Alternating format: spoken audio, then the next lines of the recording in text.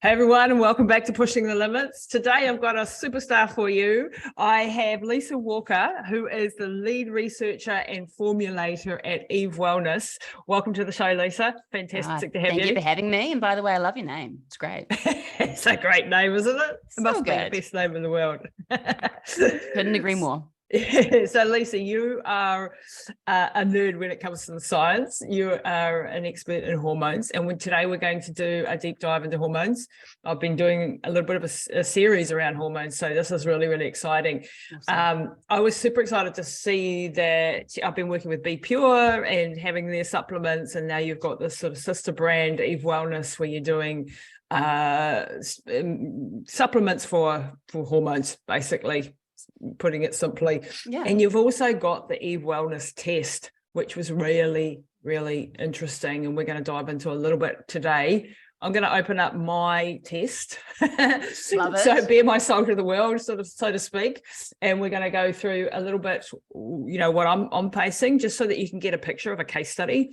Cool. And also then talk a little bit to hormones and how they work and what you need to be aware of. So where do you think we should start, Lisa? If we maybe start with my test, and then work down from there, then we can actually back into the actual hormone cascade and what it's doing and where it's going. Do you think that's a good approach? Yeah, I think just to start off though, just to highlight our Eve Wellness business, we started with testing. That's the origins of the company, is us knowing from clinical practice for many years that giving people data is really, really powerful. So I guess to kind of put that in context for you, people will be very ready to consult with Dr. Google on their symptoms, but one symptom can translate to a whole bunch of different hormonal presentations, and people can very readily take advice from Google and then end up with the wrong recommendations, which can make things worse. And so being empowered with knowing what's going on for you can give you the right information that you need to address your hormones, because your symptoms might look like somebody else's, but you might find that your hormonal results look quite different. And so what we do with our Eve testing is we take a urine sample from you. We then analyze that through a fancy machine we call an LCMS, and we then produce a report for you, which is, I think, now 29 pages. We measure 19 hormone metabolites in the system to give you kind of a full picture of the entire hormone cascade. And what comes with that is personalized dietary, lifestyle, and supplement recommendations. So it is a full shebang. We try and keep it away from the nerd side as much as possible. The nerd information is there to be had, by all means, but we often find people just want to know, what on earth do I have to do? Like, it's very nice to see words that are all sciencey on the paper, because it means it's legit and it's a reflection of my biochemistry. Yes. But I just want to know, what do I have to change, and why do I have to change it? Yeah, and what's going on in my world. That's a really good intro. Thanks for that, because it is such a great report. And I think understanding your hormones and your metabolites, and why urine testing versus serum testing. Can you explain the difference in that, and why metabolites are so much more powerful in information giving? Yeah, cool. So there's a couple of ways you can measure hormones. We can use saliva, we can use serum, and we can also use urinary metabolism. The reason why we chose to use urinary metabolites is it helps us to see the breakdown of the hormones and how the body is utilizing them, or how it's getting them out of the system, which can give us so much more information than just where is progesterone and estrogen at, for example. We do it at a very specific part of the cycle, which is, I guess, in reference to our ranges, but also at the part of your cycle when your body should have produced progesterone from ovulation. And it's when your body should have a relative level of estrogen and testosterone in it as well. So what we're able to really see with that is not just the what is happening, but the why behind it. So we can then talk to people about, how your blood sugar management plays a key role in your hormonal health, how stress management plays a key role in hormonal breakdown and well-being, how coffee and alcohol can play a role in our hormonal health and well-being, why you might need more brassicas vegetables. For a lot of clients, we end up talking to them about a need to look after their gut health, because we've gone through their initial questionnaire and they've mentioned all these GI symptoms. And then we look at their breakdown of their estrogens and we're like, oh, that's not okay. Actually, your gut's not functioning well. That's going to play a huge role in how your body's metabolizing your estrogens. So it's really giving people that full body picture so you can make a complete recommendation. Whereas in serum, we can only really see what progesterone levels are like floating around in the blood, and we can see what estrogen's like floating around in the blood, which doesn't really give me much more than what the hormones are doing in the body at that time on that day. I don't know what your body's doing with that. And that creates a less useful picture, other than you need to support ovulation because progesterone's low, or maybe you need to support estrogen detoxification. I'm not sure which part of that hormone detox cascade needs support. I don't know why. So our Eve test gives you that kind of extra insight as such. Yeah, so when we say the word metabolite, it means that the hormone that was produced, and we'll get into where and what was produced, the metabolite is the thing that is being made into, so, you know, hydroxylation, methylation, sulfation, glucuronidation, all of these fancy big words are what the body does to get the estrogens or the testosterones out of the body again, because once they've done their job, they need to go. And when they don't go appropriately, that's when we can have some issues, and, you know, we can dig into it. So that is what a metabolite is. It's a metabolized form of the estrogens. And this is why having that full breakdown gives us a power of information for things like, you know, what are your phase 1 and your phase 2 detox pathways looking like? What is your gut health looking like in regards to, you know, these parts of it? So this is really much more detailed information, and then you can make more specific. So what stage in the cycle for a woman, and this is, by the way, for men as well. I know women, you know, get the most airtime with hormones, but I really encourage the men that are listening to understand where your hormones are at, because it has a hell of an impact. If you can optimize, you know, where your body's at hormonally. And our men can be very much impacted from things like xenoestrogens, which, you know, toxins and things in the environment, herbicides, pesticides, glyphosates, all of that sort of stuff, affecting their estrogens. And so can women. Unfortunately, we can't always measure all of those xenoestrogens yet, from what I understand. Correct me if I'm wrong. Being the key word in that sentence, right? Yeah, so yeah, because that will be great once we sort of can, you know, quantify the actual estrogen, xenoestrogen load as well, as part of the puzzle. But yeah, so this is for men and for women. But if we look at, like, where in the cycle does a woman do this test, and why is it important at that point in the cycle? Cool, awesome. So every single female will have a different cycle length. We're not all the classic textbook 28 days. Yep. So the part of your cycle that lengthens and shortens is the first half, your follicular phase. So that's the part that's variable. The second half of it, if you ovulate, is roughly around a 14-day period. So if you take the end of your cycle minus 14 days and then plus 5 to 7, you found the window we would do our testing in. And the reason being is we're hoping that you've ovulated, and we can actually have a look at your progesterone coming through in your urine. If we catch you too early, we might miss the opportunity for ovulation, and so we don't see that progesterone, and we might go, oh, you're anovulatory, you haven't quite had an egg released this month, there's no progesterone in the system, which can be a false positive. So we make sure we do it at the right part of the cycle to optimize getting the right results. Okay, and for women who, you know, like me, going through menopause, perimenopause, they've got irregular cycles, is it not possible for them to do it? No, definitely possible. And it's just different. It's just understanding it's different information. So during that part of life, you're going to be going through anovulatory cycles. That is the hallmark of early menopause or perimenopause, is that our ovaries start to go, yeah, I'm not so good at this ovulation thing. I kind of used up all my good eggs earlier on in life when we're trying to optimize fertility. I'm at this phase where I'm kind of getting rid of the duds now. And so it's going to make a lot of estrogen, but maybe not quite produce progesterone from ovulation. And so we're really looking at what part of that journey are you in? So in the first part of that menopausal journey, you'll find there's a lot of high estrogen that comes through. And so it's more around helping support clearance and then supporting balance. As estrogen starts to leave the system, clearing estrogen is not as helpful. We need to sort of promote the nervous system function and then kind of balancing out our estrogen waves to get less of those crazy heavy cycles and the more frequent cycles. Yeah. And then from there, we're looking at estrogen's gone, progesterone's gone. Now we've got hot flushes and night sweats. Yeah. So now we're looking at a very different recommendation again as you transition through that kind of later phase of menopause. Yeah. And it's not always hallmarked by the fact that periods are gone. Symptoms can show up sort of in that order roughly.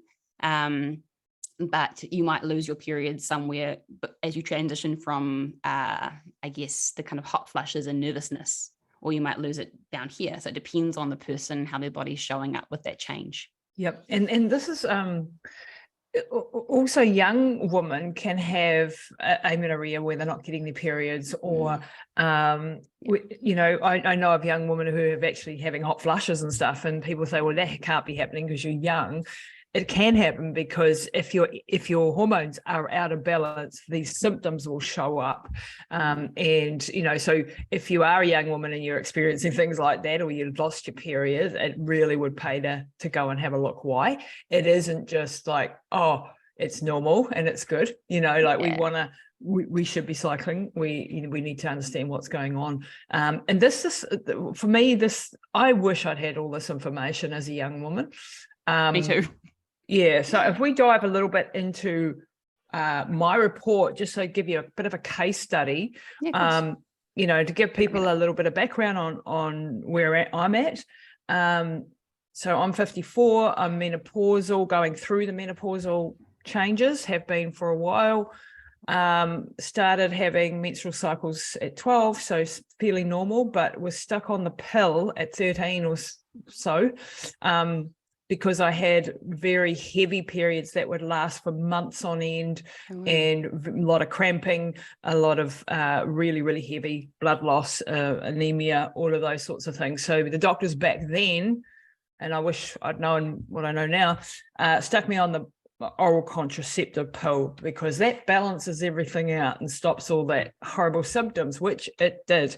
Yeah. However, it was like a Band-Aid on a festering sore. Obviously, later on in life, I worked out that I had adenomyosis, fibroids that then developed later on, whether, you know, I was on the contraceptive pill for then decades.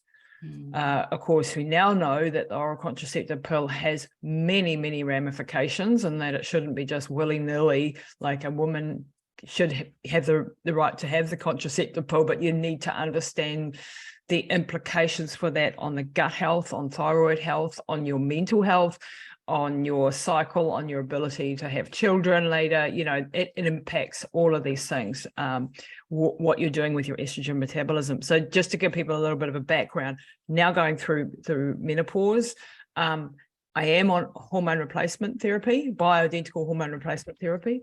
So that's sort of the back picture, right?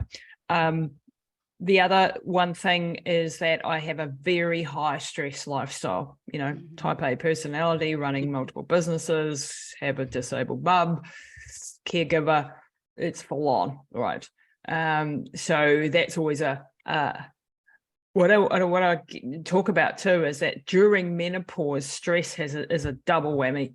It's really detrimental, like it's worse than when you were younger and you had ovaries that were working. So let's give a bit of a background, a bit of a backstory. Can you have a look now at my case, if you like, and we can talk people through it. Now, this is video, but we'll do it as just a podcast, right? So that people don't have to see the visual just to know what we're talking about. But yeah. First of all, I just want to acknowledge what a journey you've been on. Wow. That's a lot to deal with. Yeah, especially the fibroids, miscarriages, things like that. That was really tough. But I had fibroids really badly in my late 40s, to the point of, you know, having to have blood transfusions every week because you're just constantly bleeding out. And the doctor's saying you have to have a hysterectomy or you will die. And me going, no, I'm not going to have a hysterectomy and I'm not going to die. And managing to getting the right fibroid taken out. I worked out that there was one pedunculated fibroid that was causing all the drama. Got that one taken out. Bob was your uncle. I managed to keep my ovaries and my uterus, which for me was very important. I was still trying at that point to go through IVF and so on. So it was very important that I had a uterus, right? Of course. And ovaries.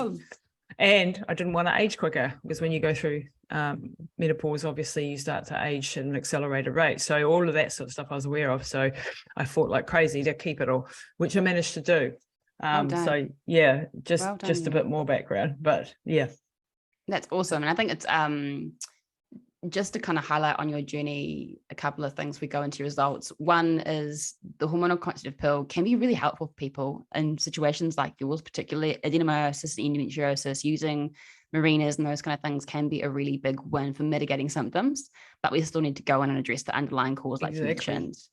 And when it comes to like early menopause or having a hysterectomy, it can be a saving grace in terms of flooding periods and ongoing anemia, but it does come with its own consequences. And I often think people aren't given those consequences before they make the choice. Informed decisions is what totally. we're wanting. Informed consent. It's part of the model. It should be knowing what you're getting yourself into. And I think we get a lot of results come through where women have had full hysterectomies in the last 1 to 5 years, and they are in horrific states of menopause.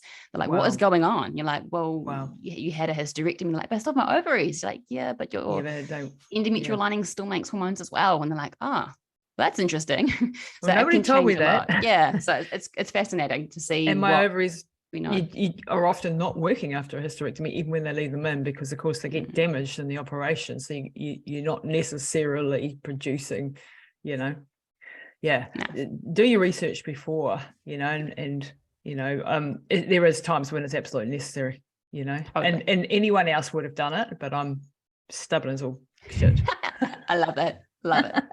All right, results time. Okay, cool. So I think for me, when I'm going through and doing the quality control for our lab results, essentially to give people context on how deep we dive on your results, you send us a dried urine stick. Our lab then puts it through an amazing machine. Our PhDs evaluate it and send it through to me. I go through that batch of results, compare it with signs and symptoms for every single individual. Wow. But then question mark, do we need to retest this one? Does this person need a fresh sample? Is there any confounding variables we don't have in their intake form that we need to know about? Should we give them a call and iron that out with them? And then that gets approved, that gets uploaded to our personalized database, which then a individual consultant will go through and write your report. So they'll write you a 1-page blurb, and then I'll go through and hand select a number of dietary, lifestyle, and supplement recommendations for you, usually 3 of each, because it's kind of what's tolerable for people. And we kind of pick the top ones that you really need support with and go from there. But we evaluate that in context of your medications you're currently on, what supplements you're currently taking, all that kind of stuff. That's full on. I know it's what a full that's consult. Like. Full on. Yeah. And the reason why we do that is because we know that the data is important, but the interpreter is more important. Yep, I mean, you have information, but you need the right person to understand where you need to go with things. So yeah. So looking at yours, your picture is very classic of a menopausal case where we would see low levels of estrogen because estrogen is predominantly made in our ovaries. We see low levels of progesterone, which we would have a look at as being anovulatory. We might report back to you being anovulatory cycles. And that is very classic of menopause because the ovaries have stopped working. We then have a look at your kind of overview of your androgens. And I would say, if anything, your testosterone is on the lower end. And that is very classical for women as they go through menopause when they're either stressed, which is very much part of your picture, or the body is, I guess, doing lots, but not getting enough fuel, of which we probably guilty of too. They go hand in hand often. Under eating, over exercising. Totally. And I think it's interesting. We've got some more research that's come through recently to show that we just need more protein as we get older. Yeah. And I know that, I guess, my mum's generation, the very end of the baby boomers, are from the kind of Jenny Craig's, Weight Watchers, the first generation introduced to convenience foods, which made mum life a little bit easier. But they have a mentality around lower calorie rather than around we need enough fuel for performance and enough fuel for balance and enough fuel for overall function. And cutting calories to an nth degree is not going to help you during that phase of life, but also having more protein is usually not the forefront of their mind. And we know from literature that actually the need for protein for women as they go through perimenopause and menopause shoots up. I'm talking like minimum 1.6-ish grams per kg of body weight. Wow, that's quite considerably more than, and we have this big discussion, and I talk about it a lot. I'm a big fan of intermittent fasting. I'm a big fan of upregulating your autophagy and getting rid of senescent cells through fasting and things like that, and exercise. I'm a big fan of weight training for women, especially in their 40s and 50s and beyond. So that's probably, come to my rescue, the amount of weight training I do, because that does produce more testosterone. So I do have a little bit there. But yeah, probably guilty of not enough carbs, not enough protein. I think it's just enough fuel. So yeah, that's an interesting take on it. And then the adrenals, sorry. Yeah, so the hallmark we actually measure for adrenal function, because we're not actually looking at cortisol and cortisone. So you utilize cortisol in the body, and then your storage of cortisol in the body as well. We look at DHEA predominantly because it is largely made in the adrenals, and we actually measure DHEAS. We don't report it as DHEAS because it gets cleaved. So when we bring it into the lab, we actually desulfate, deglucuronidate all of the hormones to get a full evaluation of them, so they look the same as they move through the machine. So the LC-MS is a light chromatography mass spectrometry system, and it utilizes light and mass to transfer things. And so if they're different molecules, they won't move through the system in the same speed, the same pace, which is how we actually measure them. So we need to make them look all the same to have them move through the system appropriately. So DHA for you is actually on the lower end, quite low. It does deplete as we get older, but that is kind of our hallmark hormone looking for our adrenal function. And when we see people that are really tired come through or really stressed, we often find that DHA is on the floor. The body's like, yo, can I have a holiday, please? And that's with DHEA supplementation. Interesting. Very interesting. God knows what it would be without it. You're popping the body out. In the shitter. And that's, I mean, we put this in context of your picture, right? So we know that, well, I guess from anecdotal experience, seeing clients in practice, I know people that utilize OCPs, Marinas, Depo-Provera, they push themselves harder because they don't have the monthly scorecard to tell them, yo, we're not okay. They have this consistent sort of level of hormones in their body, which it makes it easier for you to push yourself to your absolute max. And there are many options for this in life. We can do this in so many different ways, especially as women, where you're trying to manage, I guess, older parents and children and a job and like never before in society have we had women do all that and the above. So it's super sort of career ladies as well. superwoman to the max, you know. There's a lot going on. You then throw a inflammatory condition like adenomyosis and some fibroids on top of that, your nervous system's constantly being pushed by that inflammation. Our cortisol plays a huge role in our body's ability to dampen inflammation.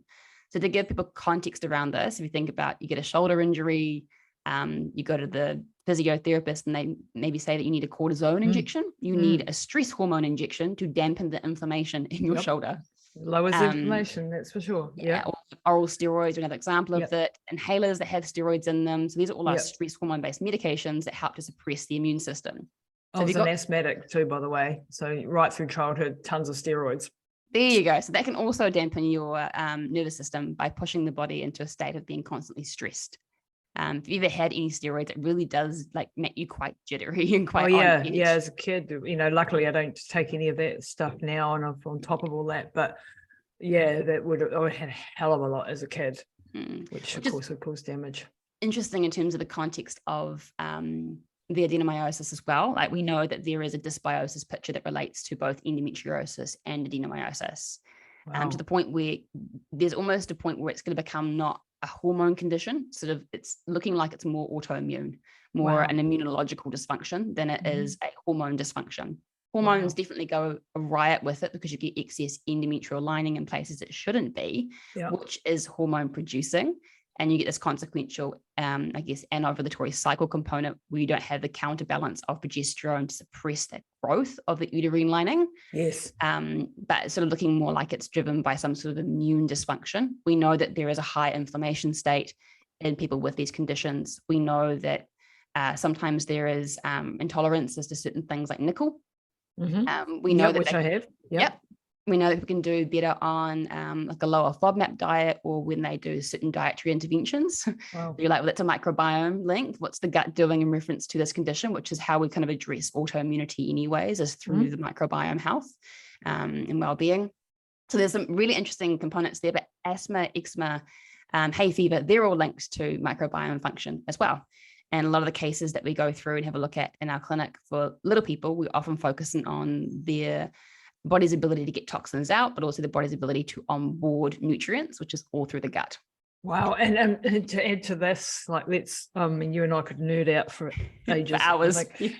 So I do a lot of genetic work with genetics and studying genetics. So I have very poor GST genes, which is your glutathione family genes. So I only have one GST-M1, no GST-T1, which and the GST-P1 is the worst combination as well. So that means that my ability to fight off respiratory things is very, very poor. So I'm the canary in the gold mine. So if I walk past the perfume counter, I'm already going, I can't breathe.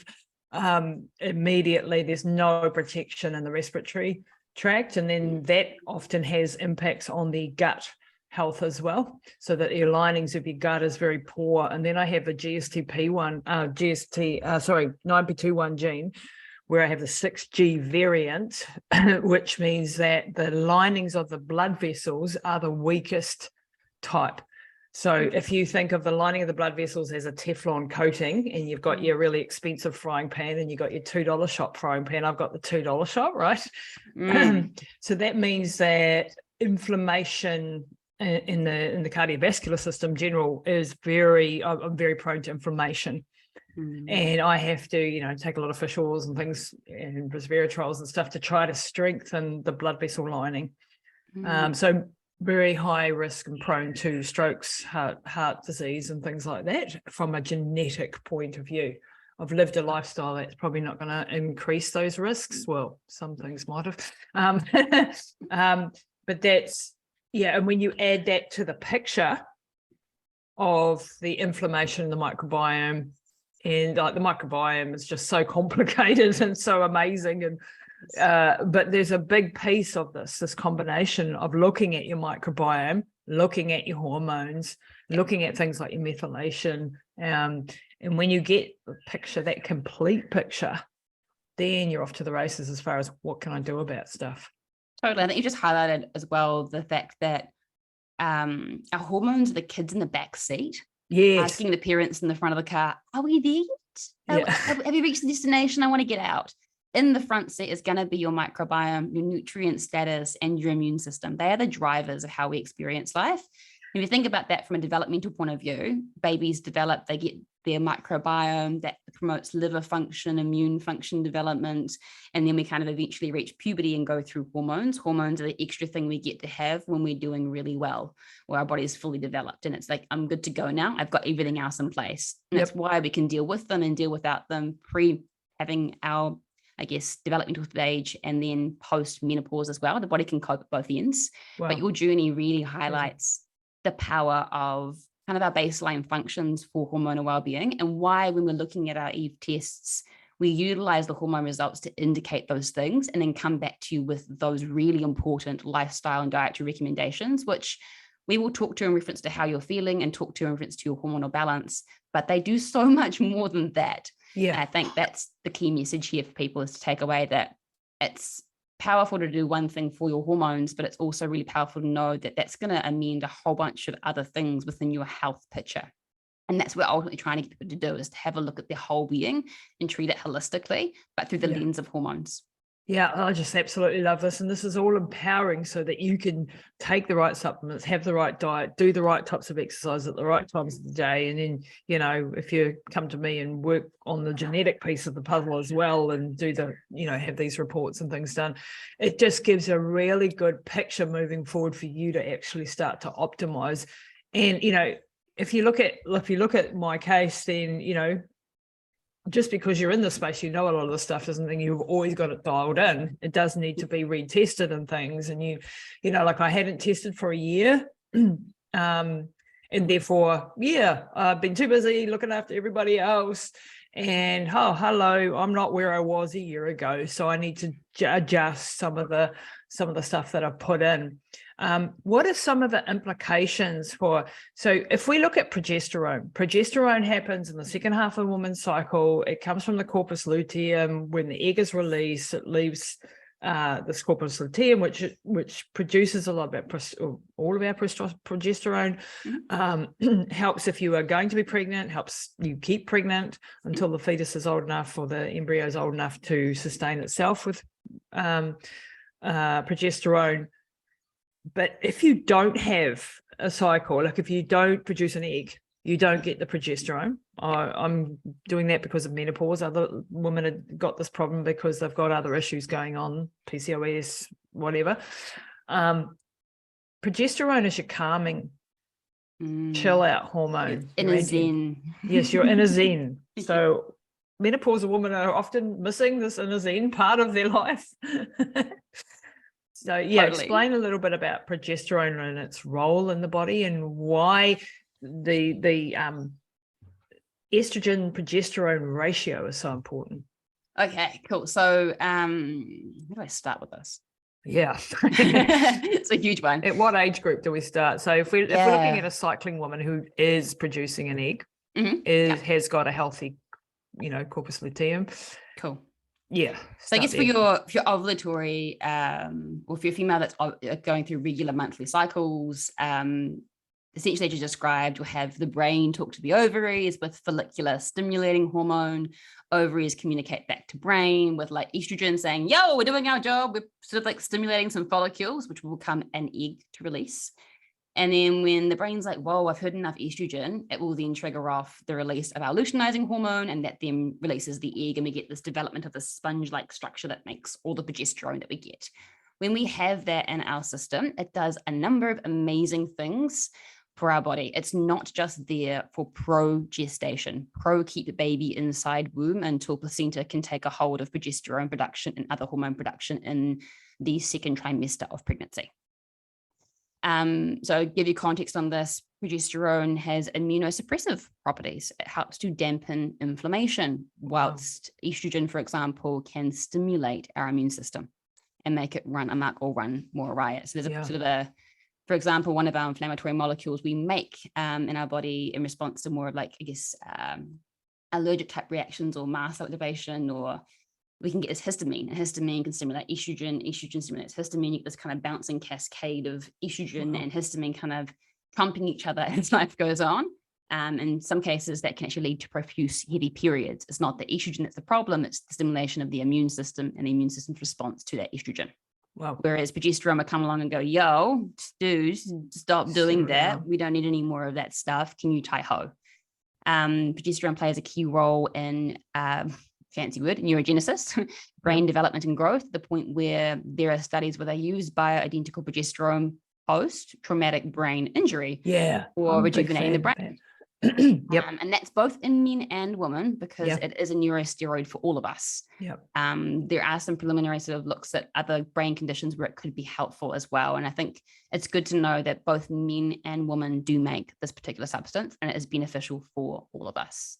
I'm bring that up. You've touched on the fact that progesterone is really calming. So it converts into an allopregnenolone in a first pass liver, and that then converts into GABA, which is our inhibitory neurotransmitter. It basically is that sensation you get after a class of yoga or a glass of wine, that feeling. Life's good. And when you don't have it, it can do a bunch of interesting things with your nervous system. Cue the perimenopausal female, that one of the first symptoms women start to notice during perimenopause or as they're edging into it is anxiety.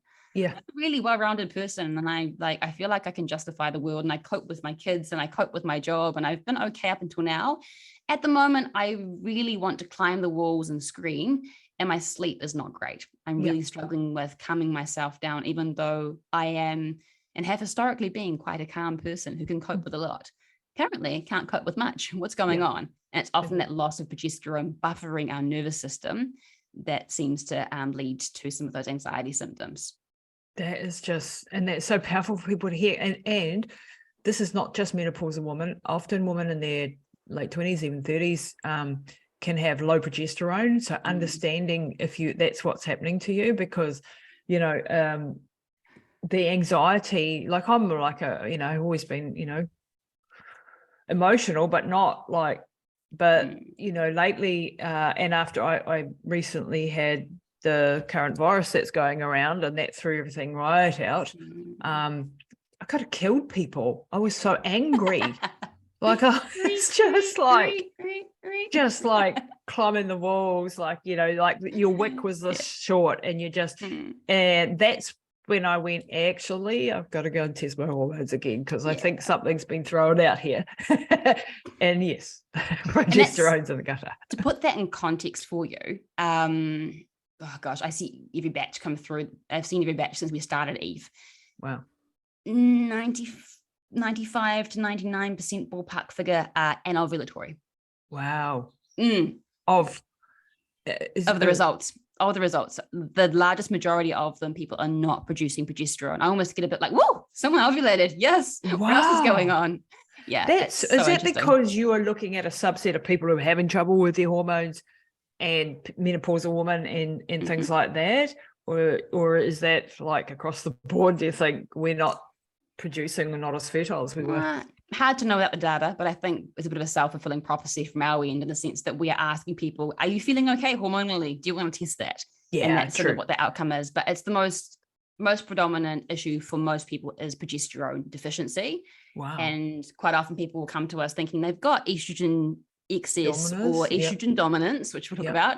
And the reality is they're just flat. Their body just needs support for ovulation and stress. They don't actually need them to clear estrogen from their body, or they don't need to go on an estrogen clearing protocol with high detoxification applications. They just need someone to help them to produce more progesterone and to ovulate to feel better. So when we talk about estrogen dominance or estrogen excess, we're talking about the balance between estrogen and progesterone. Now, that doesn't always mean that the body's making way too much estrogen. Sometimes it means that you've got enough estrogen, but you're just not ovulating. And the hormone that needs support is progesterone. And so we'll throw in things like ashwagandha for stress resilience, because stress is a huge player on anovulatory cycles. Or we'll throw in something like chaste tree, which helps promote ovulation by reducing prolactin, which is a hormone that aids with milk production, but it will rise in response to stress. There's kind of a seesaw between progesterone and prolactin that is there for a reason. You don't really want to be producing milk trying to feed a baby and have ovulatory cycles that could get you pregnant. You kind of want to do one or the other because they're both physiologically taxing. The chaste tree seems to work by decreasing prolactin to promote ovulation, which is amazing. Wow. The other side of that coin is you might have somebody who maybe has got way too much estrogen as well. And we're like, oh, the ovaries are making a lot of it. Why is that? And generally that's down to inflammation in the body, and the body's needing to produce more hormones because that whole inflammation cascade I discussed before. And then we can look at, I guess, those symptoms of estrogen dominance showing up: PMS, breast tenderness, heavy periods, painful periods, because there's poor breakdown. So we might have estrogen move through the first phase of detoxification, our phase 1, which is via our cytochrome P450 enzymes predominantly, where it converts into this 2OH, 4OH, and 16OH, these are our hydroxylated estrogens, of which the 2OH is the more preferable. It's the one that sort of seems to be the least damaging. Yeah, that's where I'm a superstar. You look at my ratios and I'm like, yes, my sulforaphane is working. There you go. That's it. Broccoli sprouts. Yes. Yeah, I'm big. I make my own broccoli sprouts, and that helps with the 2OH pathway and getting stuff off the 4OH pathway. And that seems to be working. I'm doing something good. Love it. Love it. So good. So that 2OH pathway is considered helpful for, I guess, warding off the negative effects associated with these hydroxylated estrogens. 4OH is the most problematic. It appears to be the one associated with DNA damage. So these substances are called depurinating adducts in the research. It basically means they can damage cells and damage DNA, which can lead to damaged cells, leading to cancer, being the kind of far end spectrum of that. Yeah. So the 4OH, when your 4OH is up, your risk of damaging your DNA and maybe one day developing cancer is increased. So we don't want so much going in the 4 pathway. And then you got the 16. And then the 16OH is the proliferator. It is quite potent estrogen metabolite, which is quite interesting. And it can help aid the growth of estrogen sensitive tissue. So breast, uterine lining in particular is what will aid the growth of. And there are a number of things that can change how these pathways work, but we want to evaluate that in context of what your phase 2 detoxification is doing. So you can imagine my hand is your liver. The top end of this is our phase 1, and it's come through, and then we've got 5 highways, which we can get things out of. A couple of these our body uses for our hormone metabolism. So our sulfonidation, our glucuronidation, our methylation are part of these packages. And essentially it takes these depurinating adducts, so these little hydroxylated estrogens, and parcels them, and then puts them into the urine and puts them into our bowel and gets rid of them. Yep. We then throw in the mix them up with a bow on top and says, time for you to go. Yeah. And then we get them into our bowel, which is where we meet the phase 3 of detoxification, which still working on how we measure this, but this is essentially where you may have heard the word estrobolome come in. Yes, I love that word. Mixture of microbes. Yeah, it sounds very fancy, doesn't it? Yeah, it makes you feel really intelligent when you say estrobolome. It's probably one of the nicer medical terms. Essentially, there's a bunch of bugs that live in your gut that are part of this estrobolome that make an enzyme called beta-glucuronidase. What that means is it unparcels them. It basically goes, what's inside here? Oh, look, a 2OH. Yeah, put that back into the system. Yeah. So we end up with these recycled estrogens, which are actually more problematic. So we often will look at the evaluation of phase 1 and phase 2 in reference to production to evaluate what kind of support does this human need. Wow. But to give you context on that, we might have somebody who has really high estrogen, really poor phase 1 metabolism, and really poor phase 2 detox. We're going to support all 3 pathways to help them with that. On the flip side of that, I might have somebody who has normal to low estrogen and not so good metabolism at phase 1, and phase 2 is really struggling. That is a human I would not give them to. Right. Because that person's going to end up with us flushing the little estrogen they have in the system that's active out of the body. It will definitely help with phase 1 metabolism and push down the 2OH pathway more.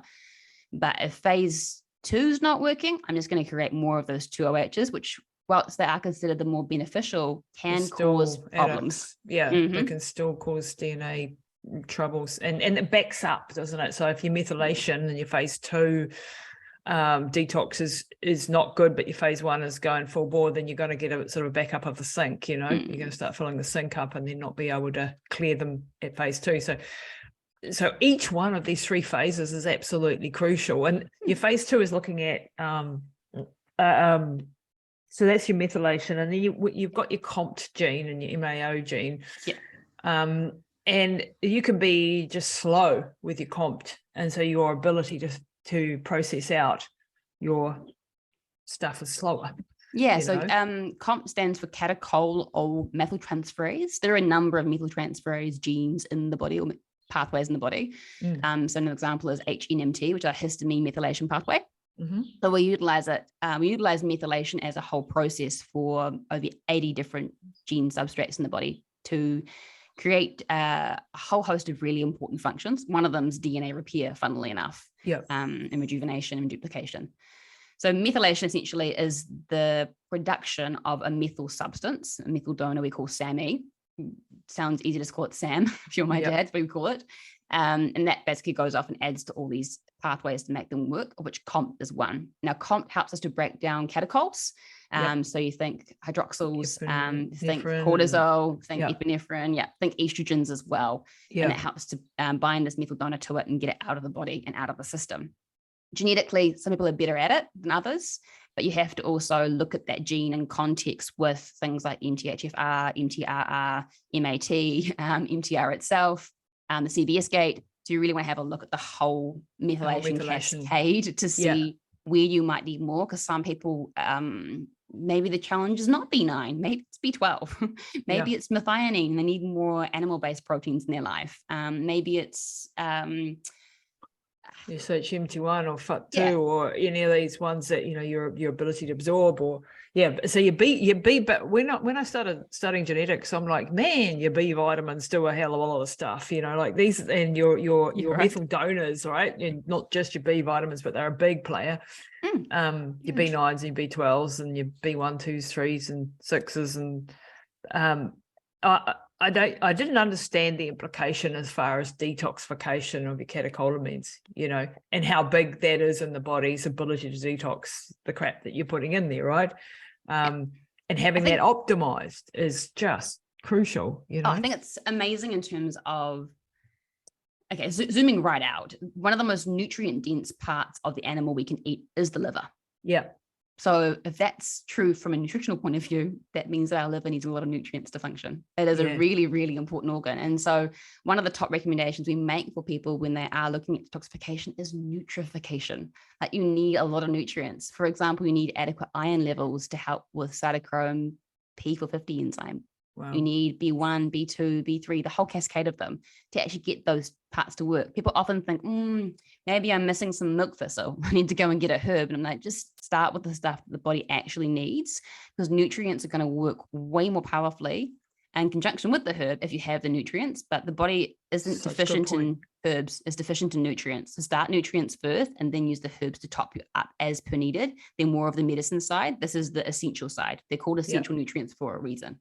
Yeah, and I don't like liver, so I have liver, I take liver as a supplement. You can take it as a supplement, You either love pate or you don't, you're either into it or you're not. Yeah. It's quite an acquired taste. And so it makes sense in terms of like detoxification for methylation, sulfur inundation, all those kind of things, that you would need more nutrients to make that work. And that secondary part of that cascade, I know it's sort of a bit of a well-known fact out there that we need more vegetables for detoxification, but you actually need adequate protein. All those pathways are protein dependent. They need both to be able to function at their best. And so I find it really interesting when you look at things online and people are like, do this detox diet, it's just juice. And you're like, where's the protein? Like the liver needs protein. Come on. There are essential amino acids in our protein structures that we need to actually function every single day. Why would you take the protein out? I'm not sure. Yeah, I'm a big fan. I have a product called Perfect Aminos, and it's like all 8 amino acids in one, and that's my sort of backup, like when I don't get enough protein in the day, just in case. And I know immediately when I haven't had it for a few days, cold sores, inflammation, all of those sorts of things. And when you have it, your hair, your skin, your all of that, your gut health, all of those things are impacted by having a good amino acid support. It's just really, really crucial to get those amino acids in, and quality protein. Like a lot of people are like, oh, well, I'll go and have a whey protein shake, and I'm like, yes, but only a very small portion of that is actually going to turn into amino acids. Whereas something like an egg, you'll get like 48% of it actually turning into amino acids. With steak, you get, I think it was what, 43% or something like that. So there are different qualities in the proteins and how it's converting in the body. But that's, I'm going off on a tangent. No, I agree with you. It's about the profile of the amino acids, and it's about how bioavailable they are in our system. How can your body utilize them? How readily can you digest them and take them on board? And then you're also looking at the, how many essential amino acids. We know that there are a number of them, but there are 9 the body has to consume. They're essential for a reason. Exactly. And so it's about looking at that as an evaluation, not just how many grams am I getting. We've done a really good conversation discussing, carbohydrate quality and quantity, a really good conversation around fat quality and quantity. Protein's the next one up. Level ourselves up here.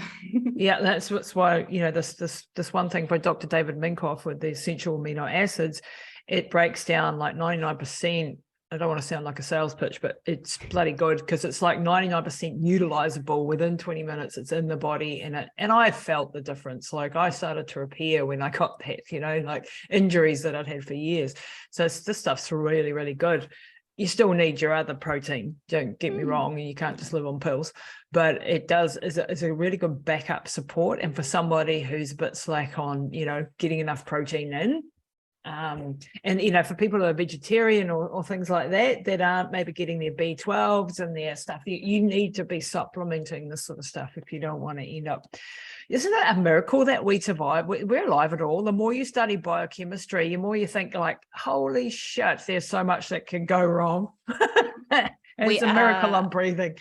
Complex and such resilient beings. It Amazing. Is actually insane what the body can survive. Yep. And I mean, the blessing for me is working with our Eve tests, we see a whole host of things come through. We see cases like yours where people have a list of conditions and we're like, wow, this human's still like on a journey and functioning and doing well. This is incredible. Yeah. We see it in our clinical practice, the BPO clinic. We get some really amazing people.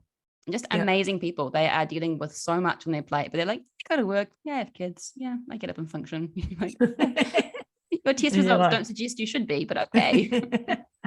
And this is where you can help. And then, mind over matter is also a very, very, very important piece of the puzzle. So, but we are very complex, and this is why studying this stuff, understanding it, even though it's complex and people, we may have lost a few people on this conversation at certain points of our discussion, go and listen to things again. Like if I'm listening to a super science nerd like Lisa, then I'll listen a few times until it does sink in, and then I'll go and listen to other lectures and I'll make a picture eventually, like put the effort into understanding some of these things to your degree that you want to. But when you do that, you're more likely to take the right food, do the right exercise, do the right regimes, because you understand why you're doing it.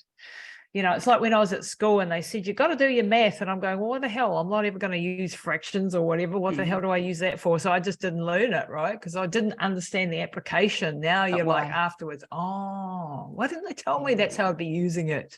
Yeah. And that's sort of, I guess, for us as well. Like I love understanding the what. I'm a real nitty gritty details person where I'll dive right down into the weeds where people are like, what language are you speaking? I have no idea what's going on.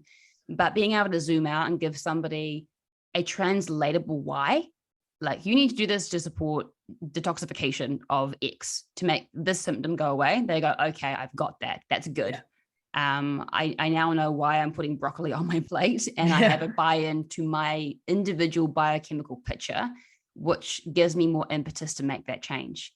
And this space that we have of holistic well-being can be really overwhelming. Like you can consult Dr. Google, Instagram can give you advice, TikTok can help you out. Like there's so many things out there, but how do I know what's right for me? It's great to have that information, but what do I do for my unique biochemistry? And that's where it's really powerful to either A, do your learning, B, get someone who knows what they're doing and can translate that data for you, or C, get a test like ours where you've got someone sitting in the background that can give you something that's yours, designed for you, and give you some really practical applications you can take forward. Yeah, and I love it. I love everything that's personalization. This is the future of where health is going, is personalization. That's why I love genetics. That's why I love testing for things. Test, don't guess. And everything costs money, so you're always having to prioritize what where you're putting your thing. But if you can get the test done, because you'll then know, okay, this is where I'm at. This is the baseline. Okay, I can improve from here. And it's like a warrant of fitness. Like doing this yearly would be ideal, because then you're just checking in, okay, where am I at in my life stage? Where am I at with my stresses? Where am I at with everything? Okay, I've just got a little look under the hood. Totally. And we grow and evolve across time and across context. And it makes sense to have in the forefront of your mind that what worked for you in your 20s won't work for you in your 30s. What works for you in your 30s won't work for you in your 40s and beyond. Our life changes. And I think it's challenging for the human brain to think, I've been doing this for the last, 15 years. Why is it not working anymore? And you're like, because you've changed, you've evolved. And that's not a bad thing. We just need to give you the right sort of recommendations for now, for where you're at, and keep evolving as we go forward. Exactly. Yeah, and there are these phases that we're meant to go through. So let's look at. I wanted to sort of get a bit more of a grip on our androgens and testosterone and all the metabolites of that. Can you explain a little bit? Like we produce some of our androgens in our adrenals, some of us in our ovaries, some of us in testes for men. Where does all this come from, and where does that sort of fit in the picture? You've got all these metabolites with big names like androsterone and idiocannabinol and DHT and 5-alpha estradiol, which I can never say. All of these things, the picture of androgens. Can you just, in 2 minutes, Lisa, go? Cool. All right. So we try and divide our androgens into kind of two categories to make it really easy to zoom in and zoom out on them. So we put testosterone and DHT, and then testosterone metabolites, which is the androstenediol markers, over here. And then we utilize the DHEA, the idiocannabinol, and the androsterone as more adrenal, because that's really kind of where the main metabolism sits. I can zoom further into that and go, it's all kind of a bit like this, all over the show and connected, but that's kind of a nice way of doing that for the brain. So DHEA and the endocannabinoid and androsterone we really use as markers of overall adrenal function, of what you can evaluate them in context of each other to kind of guess how much DHEA the body is actually making and utilizing. Yep. Bearing in mind that DHEA can get bound up and put in storage in sulfur form, or it can be converted through to the endocannabinoid and androsterone. So with our, I guess, reports, we don't so much dive into the what happens where, more so the why, so that you've got the application of, okay, those are out. I need to really double down on stress tactics. I need to, gratitude journal. I need to meditate. I need to do some exercise in my day. I need to create a space for moi, some time for me, particularly if you are a mum, you need some space for you. Don't forget you. I need to find a way of moving or being that is restorative every single day in some way, shape, or form, or being creative, things that help to either move through the stress response or take it off the table. Then we're looking at our testosterone. So our production of our androgens, mainly from our ovaries. Testosterone precursors estrogen, actually. The body converts testosterone into estrogen. Mm-hmm. Our most potent of our androgens from this side of the fence is DHT. So I like to describe testosterone and DHT as being like Eric Bana in The Incredible Hulk. The DHT is the kind of angry version of testosterone. So in women, it tends to cause that kind of hormonal acne around the jawline. You get that sort of hirsutism, pubic hair growth around the chin, the whiskers you need to pluck that don't go away, yep. The ones around the nipple, sometimes the snail trail from the belly button to kind of the nape. But that's sort of more of the angry presentation of testosterone, whereas testosterone itself is sort of just slightly beneath it in terms of its potency. When I say potency, its ability to grab onto the cell and say, yo, I'm here. I'm staying. You're going to do your job. Okay. We're going to do this testosterone thing. Let's go. So we kind of have a look at evaluation of both of those. If there is more DHT than testosterone, we're generally looking at more of a inflammation, blood sugar dysregulation picture, in which case we'll dive into the questionnaire and the other information that the person has given us to figure out where the focus needs to be. There are other things like epitestosterone that we can evaluate. Predominantly used to look for exogenous hormones, so the application of steroids coming from outside of the body inwards. We have had the odd case where hubby's using TRT or testosterone replacement therapy, and it's transdermal and it's rubbed off onto, it's quite interesting. But we'll see a really weird ratio and you're like, why is EPT really high in comparison to testosterone? And they use this in the sporting round to look for doping, basically. Wow. So we're kind of looking for that. Is it the reverse form, the inactive form, the EPT? It's kind of weak estrogen. It's more of a hallmark of extra coming in from outside that you didn't want. And that's what's peaking up the levels. It's not your body's own production that's doing it. Because in theory, if we're making it ourselves, we would have testosterone EPT. And then the 5-alpha androstenediol and the 5-beta androstenediol are the breakdown metabolites of testosterone in the body. Again, they're not as potent, but we do look at them to see, is the body going down the 5-alpha reductase pathway, which we sort of have a look at a couple of different markers to evaluate that, because it's not clear cut by using just one marker. It's more of an indicator of.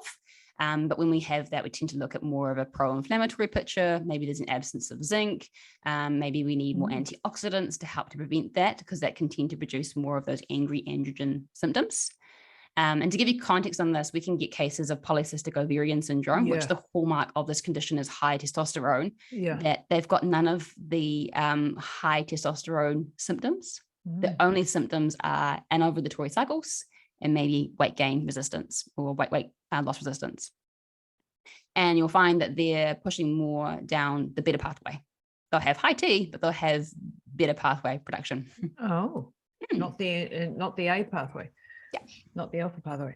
Okay, so that's where polycystic ovarian syndrome, you often have insulin resistance, and more inflammatory picture, weight gain around the middle and things like that as well. I mean, if you put PCOS in context, it's the name's confusing. It's you don't have cysts on your ovaries, you have high androgens that inhibit ovulation, and it is a syndrome. It's a set of symptoms. So you can. And we get a lot of cases. And you can have cystic ovaries, which is a very different condition to polycystic ovarian syndrome. They're two different things. I feel like it needs to be relabeled as androgen excess as a condition, because that's what shows through, is a high androgen picture, which leads to a whole bunch of symptoms. Quick question. I've got a client with hysterectomy, had cancer stage 1. They took the whole lot out, left the ovaries, but has androgen dominance now. Is showing all the signs of androgen dominance. So it'll be interesting to see what an Eve panel will be like for her, in the sense that is that adrenal. We haven't got side of it producing centers. So with polycystic ovarian syndrome, the largest chunk of it is blood sugars regulation. But bear in mind, your blood sugars impact your stress hormones. Yeah. They impact your inflammation. They impact your mood regulation, your microbiome function. Like, we're all very interconnected. But there are cases we have seen where blood sugar balance is actually not the primary driver. High stress is the primary driver, like huge stress load on the body. And that makes sense in a way, because that's the glucocorticoid, the cortisol, which there we go. Yeah, impacts the blood sugar regulation anyway. So it's not necessarily from eating too many bad foods. And then people can come to us and they might say, on the flip side of that, I've been diagnosed with it. And we're like, but your androgens are really low. Interesting. Let's go and get you back to your GP and get that checked out, because you may have moved through it, or maybe you were diagnosed and it was a false positive because they only looked at ultrasound. They didn't actually look at your androgen levels. They just had a look at an ultrasound of which ovary. On the ultrasound, when you look at an ovulatory ovary, it will have a bunch of cysts on it, hence the name. Because the brain's like, I'm trying to stimulate all these follicles because one of you guys needs to ovulate. And the follicles are like, we're trying. We're really trying. We've stimulated a whole bunch of them, but none of us are going to win the race. So no one's going to ovulate. And so you kind of get this false positive when it comes to diagnosis. This person's trying to do, blood sugar lowering dietary techniques, when actually the remedy for them is you need to eat more. You're under eating. You need to stop training so much. And the other side of polycystic ovarian syndrome, where you're often talking about insulin resistance and getting your carbs down and things like that. You got it. So pretty important to know. Okay, so that's really, really good. And just as the last question, so guys, who are heading, is there such a thing as andropause? Men who are losing their testosterone, 40s, 50s, 60s, whenever they start to decline, and a lot of that's genetic and a lot of that's lifestyle and things. Is there, such a thing as andropause, and is it a good idea to go and get this sort of thing checked? Obviously, you guys don't do the testosterone replacement; that needs to be done by a doctor. But I think this is an under-tested, we could be optimizing men's health a lot better. I think if we were not just testosterone, we need to look at the whole picture. Once we've been talking about here, how's your progesterone? How's your other things? Speaking my language. Are you turning too much into estrogens? A lot of guys who are taking testosterone, only testosterone, and then it's making a whole lot of inflammatory estrogens, and they're wondering why they're developing man boobs and love handles. And it's like, well, did anyone say that they aromatized down into estrogens? Oh no, I just thought I'd take more to get more testosterone. It's a little bit more complicated than that. I think it's men's health is something that we are starting to really start to talk about, which is great, because low testosterone in particular for men has huge mental health implications in particular. Depression and anxiety are the consequences. And when you look at, I guess, worst case scenario, they're the more likely ones to have the negative outcomes when it comes to depression with suicide risk. So it's really important to think about it. In terms of andropause, it's a real thing. So give you context, human body, men are a bit more straightforward, but we'll grow until we're 25-ish. The body has this huge burst of growth hormone and testosterone, which helps to develop for men that those male-like characteristics, the broadened shoulders, the big chest, the deep manly voice, the kind of extra hair growth in their bodies. And that kind of really helps to influence their bodies very similarly to how estrogen influences women. It's really important for our insulin sensitization, which means our blood sugar management and our weight. It's really important for things like thyroid function, really important for our brain health, really important for, so many different things it's important for. But I think because men don't get that monthly scorecard, their bodies put up with a lot more. And so classic case would be, 45-year-old guy rocks into my clinic and they're wondering why they've got all this extra weight and insomnia and anxiety. And they've come to us because they're kind of wanting to get on top of it before they hit 50, because that's the kind of hallmark of I'm getting old. You're going to have that midlife crisis awareness piece. And quite often they'll have low testosterone as a response. And it's because they're just not eating well. They're not resting well.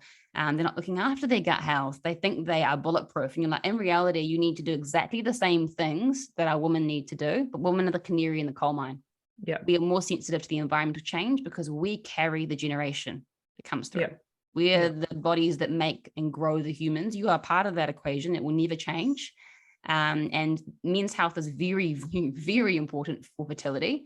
I know we talk about women in particular being the primary, but it takes two to tango, to the point where there are studies to show that, a father can pass on anxiety to his child. It's not about the mother. If the epigenetic expression at the time of conception is twisted towards anxiety, that child can have anxiety, even though mum doesn't.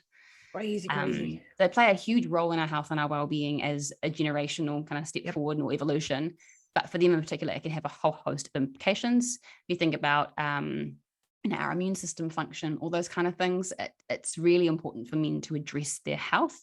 The cool thing is they are a little bit simpler to amend in terms of, resistance-based training, well-balanced diet, good restoration, balancing the nervous system. They seem to turn around a lot faster than what women do. We're a bit more complicated, which is cool. We're like the Ferrari, they're the Toyota Hiace. That's okay. I love it. But it doesn't mean it's any less important, especially when you think about mental health in particular, and what that means for their relationships, and what that means for their children, and what that means for their job capacity and their sense of fulfillment in life and purpose. Yeah, absolutely. And then you've got, like we mentioned earlier, the xenoestrogens in the environment and how they're impacting our men and so on and so forth. Lisa, you've just been wonderful. I could talk to you for hours, and I would love to have you on again when you've got time. We can do Eve wellness testing. I've got them in my shop now, and I would love to help with anybody wanting to do that. And as you can see, some of the science behind it and what Lisa is all about. It's really fascinating stuff. It's empowering, and the supplement things that we can throw in the mix to help, push things in the right direction, if you like, and optimize things and make sure that you're doing everything that you should be doing. Lisa, any final words that you want to, share, or where can people reach you, find you, all of that sort of good stuff? You can find us at Eve Wellness. Have a Google for us and find our website or our Instagram. We have a philosophy around making things fun, so it's always a little bit quirky and educational at the same time. I would say to anyone listening to this who's felt overwhelmed by this conversation, note that the basics are so powerful. Just drinking enough water, getting your regular hours of sleep and getting good restorative sleep, eating balanced meals for breakfast, lunch, and dinner will make a huge difference to your well-being. You don't have to do the extremity to get to a good state of health. You can just start with the basics. Once you've got those down, that can be a really good place to start looking at testing things from. Because quite often, a lot of the time in our clinical practice and with our Eve reports, what we get you people to do is those basics, because they make such a huge difference. So if you fast forward to the very end and you just want to know what to do, balance your plate with whole foods, bit of carbs, bit of protein, bit of fat, and lots of veggies. Make sure you're getting regular movement, whatever that looks like for you. Focus in on sleep and set aside some time each day for something that is mindful, even if it's just 10 to 20 minutes. That's all it takes. Yeah, those basics, those foundations are at the core of every damn thing. But we always want the magic stuff. So always. We can layer with that sort of stuff. But yes, Lisa, thank you so much for your time today. You've been absolute a blessing to talk to. Thank you so much. Thank you. It's been a treat.